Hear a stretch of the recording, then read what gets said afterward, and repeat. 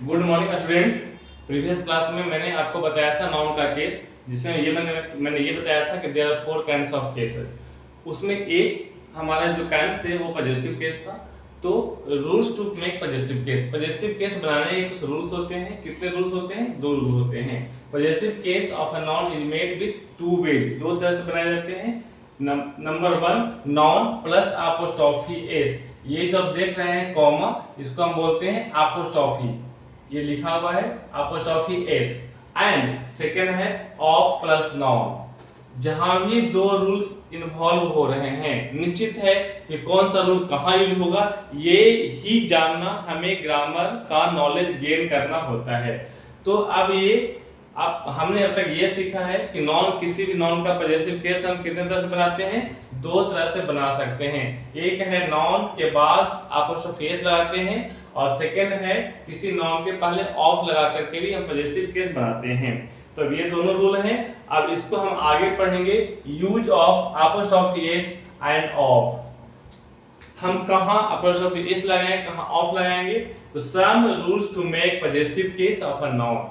निम्नलिखित रूल्स हैं जिससे हम पजेसिव केस बनाने के नियम जानते हैं। Rule number 1, possessive case of a singular living countable noun is made by adding apostrophe s to the noun if the noun does not end। यहां पे क्या हो जाएगा? does not end with s oblique es, यानी कि उस singular countable noun, उस singular living countable noun में हम अपोस्ट्रोफी एस लगा करके पजेसिव केस बनाते हैं जिसके लास्ट में एस या एस नहीं होता है। For example, this is Mohan's book. Mohan के लास्ट में एन है, तो हमने क्या कर दिया? अपोस्ट्रोफी एस लगा दिया। अब जो मोहन है, ध्यान दीजिएगा, ये सिंगुलर है, लिविंग है और काउंटेबल नाउन है। ये तीनों इसमें इन्वॉल्व होना चाहिए। तो हमने क्या कर दिया? अपोस्ट्रोफी एस लगा दिया। इसका पजेसिव केस बन गया। पजेसिव केस का मतलब होता है पजेशन। ध्यान कीजिए, मैंने जब नॉन का केस बताया था, या जो बच्चे नॉन केस का वीडियो अच्छे तरह से देखे होंगे उनको ध्यान होगा कि पजेसिव केस भी एक हमारा केस का काइंड था, प्रकार था। सेकंड है दैट इज बॉयज ड्रेस। अब बॉय क्लास में बॉय है तो मैं क्या कर दिया? अपोस्ट्रोफी एस है। ये बॉय भी क्या था? ये हमारा सिंगुलर लिविंग काउंटेबल नाउन है।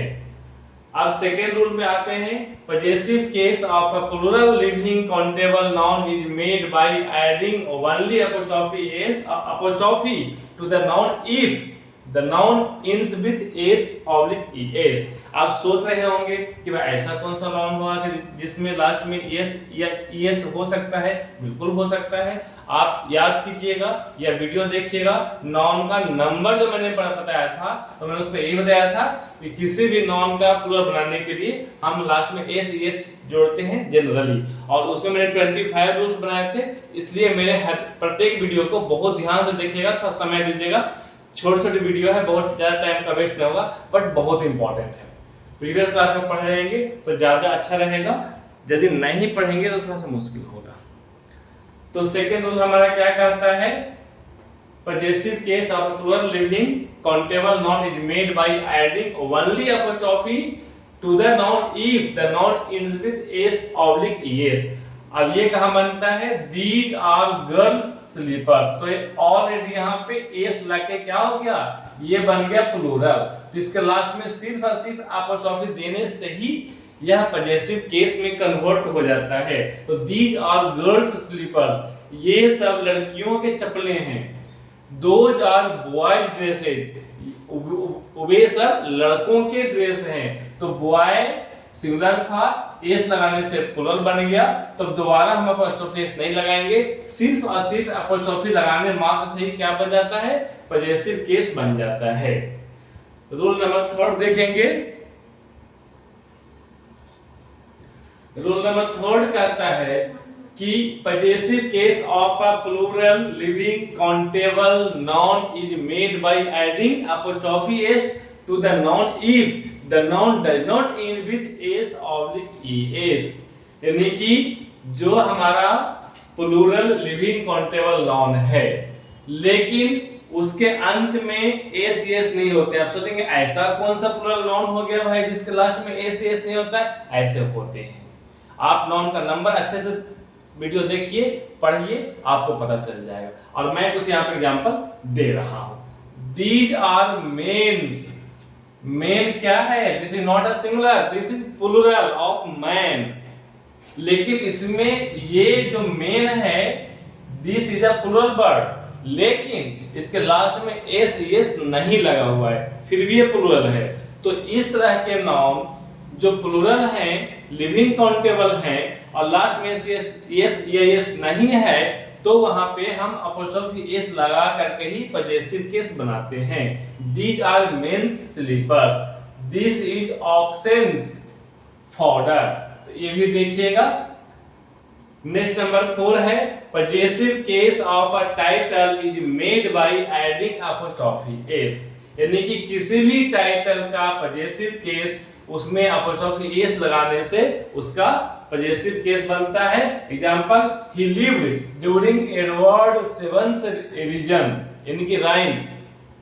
देखिए अब यहाँ पे एडवर्ड सेवंथ, इसमें क्या हो गया? ये वर्ड सिर्फ टाइटल है, नाम तो पूरे हुआ, एडवर्ड सेवंथ हुआ, but this is seventh is a title. तो हम सिर्फ टाइटल में ही क्या करेंगे? अपोस्ट्रोफी एस लगाने से क्या बन गया? पजेसिव केस बन गया। He lived during Edward seventh reign, यानी कि वह एडवर्ड सेवंथ के शासन काल में रहता था। इसका अर्थ ये हुआ। Next rule number 5, possessive case of a compound noun is made by adding apostrophe s to the last word when the noun is either living or act as living। यानी कि possessive case compound noun का कैसे बनता है? apostrophe s लगाता है to the last word। कहाँ लाएगा? last word में लाएगा। when कब लाएगा? जब noun either living और एक्ट एज लिविंग, या तो नॉन लिविंग हो या लिविंग के जैसा काम करता हो, तब हम अपोस्ट्रोफी एस लगाएंगे। करेक्ट?